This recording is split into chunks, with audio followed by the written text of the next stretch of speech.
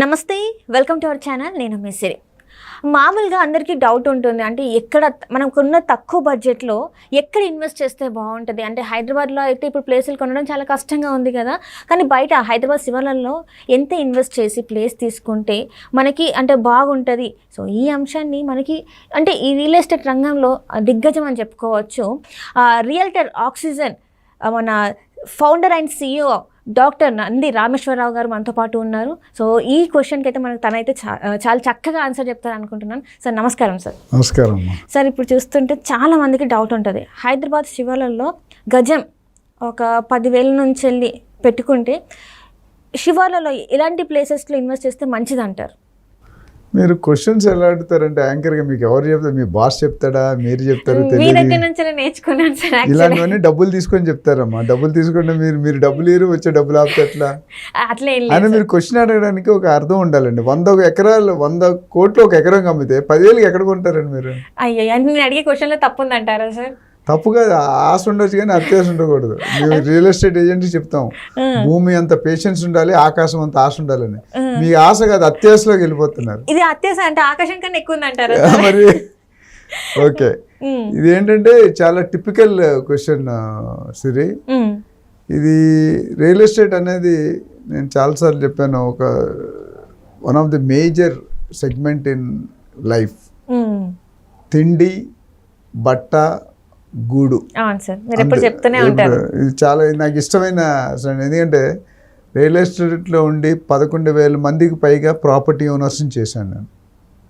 11,000 మందికి ట్రైన్ చేశాను. అంటే అంత ఈజీ కాదు, 1,00,000 మందిని ట్రైన్ చేయాలనే ఉద్దేశంతో ముందుకు వెళ్తున్నాం. సో నాకు ప్రేక్షకుల దగ్గర నుండి, బయర్స్ దగ్గర నుండి, ఇన్వెస్టర్ దగ్గర నుండి, సెల్లర్స్ దగ్గర నుండి, ల్యాండ్ ఓనర్స్ దగ్గర నుండి, బిల్డర్ అందరి కూడా మంచి స్పందన ఉంది, మంచి రెస్పాన్స్ ఉంది. ఎంకరేజ్ చేస్తున్నారు వాళ్ళు కామెంట్స్, మరిన్ని కొత్త టాపిక్స్ చేయమని అంటున్నారు. ఈ క్వశ్చన్ విన్నప్పుడు ఈ టాపిక్ మంచి ఏంటంటే నేను మాట్లాడగలన నమ్మకం ఏదైతే వాళ్ళు ఉంచుతున్నారో దాన్ని నేను జస్టిఫై చేయడానికి ట్రై చేస్తున్నాను. సో మన ప్రేక్షకులందరూ కూడా మనం థ్యాంక్స్ తెలుసుకోవాల్సిన అవసరం అంతేనా ఉంది. So coming back to your question, ఇప్పుడు ఇంకో ఎగ్జాంపుల్ చెప్పి ఆ క్వశ్చన్కి వెళ్తాను. ఒక అమ్మాయి ఎవరు అన్నారండి, నేను పుట్టపోతే నీకు భార్య దొరకదని చెప్పి, విచ్ ఈస్ రాంగ్. ప్రతి అమ్మాయికి ఎక్కడో దగ్గర భర్త పుట్టే ఉంటాడు, ప్రతి అబ్బాయికి ఎక్కడో దగ్గర భార్య పుట్టే ఉంటుంది. ఇట్స్ మ్యాటర్ ఆఫ్ టైం కన్జ్యూమింగ్లో కొంతమందికి లక్కీగా జల్దీ దొరికిపోతుంది, కొంతమంది జల్దీ దొరకదు. So but continuous research is important, continuous అన్వేషణ. ఐ థింక్ రీసెర్చ్ అండ్ అన్వేషణ అనుకుంటా, R&D. సో మార్కెట్లో ప్రతి ఒక్కరు కొనుక్కునే లేటెస్ట్గా మీకు మంచి శుభవార్త ఏంటంటే, మన కాంగ్రెస్ గవర్నమెంట్ రేవంత్ రెడ్డి గారు వచ్చిన తర్వాత ఒకప్పుడు మీరు చూసుకుంటే హైదరాబాద్ అనేది ఒక సిటీలో ఒక పర్టికులర్ జోనే పెరిగింది. ఏ జోన్ అది? West zone. తర్వాత సౌత్ జోన్ కొద్దిగా.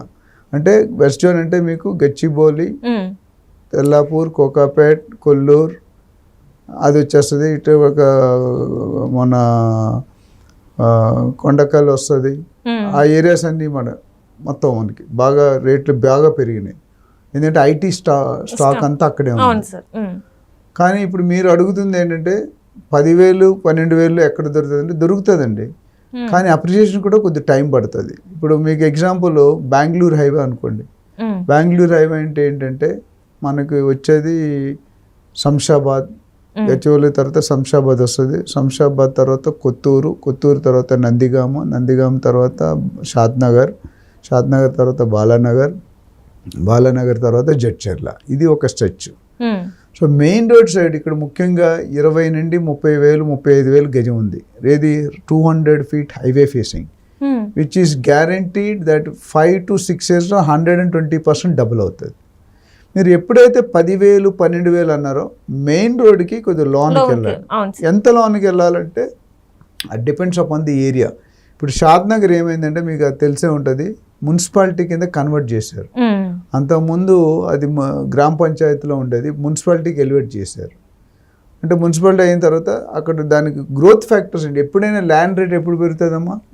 మనకి ఉన్న గ్రోత్ ఫ్యాక్టర్స్ ఏంటి? ఫర్ ఎగ్జాంపుల్ షాద్నగర్ ఉంది. షాద్నగర్ నేను ఉన్న ఒక 18 అడ్వాంటేజ్ చెప్తాను.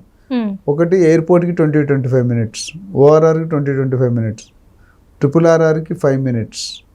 తర్వాత Kothur, Nandigama, Mekaguda, Balanagar industrial areas Polepally SEZ ఉంది, స్పెషల్ ఎకనామిక్ జోన్.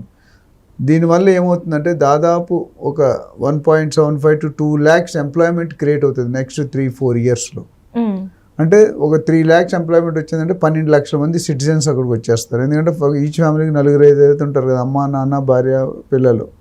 సో 4 ఒక 5 మంది వేసుకున్నా 3 లక్షల మంది జాబ్స్ వస్తే 3 × 5 15 లక్షలు, 12 లక్షల మంది అక్కడ స్టే చేస్తారు. ఆల్రెడీ కొంతమంది ఉన్నారు అంటే ఇవన్నీ కలిపి 15-20 లక్షలు అయిపోతుంది. అంటే 20 లక్షల మంది ఉన్నారంటే వాళ్ళకి కావాల్సిన అవసరాలన్నీ డైరెక్ట్ అండ్ ఇండైరెక్ట్. ఒక డైరెక్ట్ జాబ్ని 3 లక్షలు పెడితే ఇండైరెక్ట్ జాబ్ 3 లక్షలు ఉంటుంది. ఎందుకంటే హోటల్స్ వస్తాయి, షాపింగ్ మాల్స్ వస్తాయి, సినిమా హాల్స్ వస్తాయి, హాస్పిటల్స్, క్లినిక్స్, స్టోర్స్, రెస్టారెంట్, ఇవన్నీ కూడా అన్ని నిత్యావసరాలు కావాలి కదా మనకి.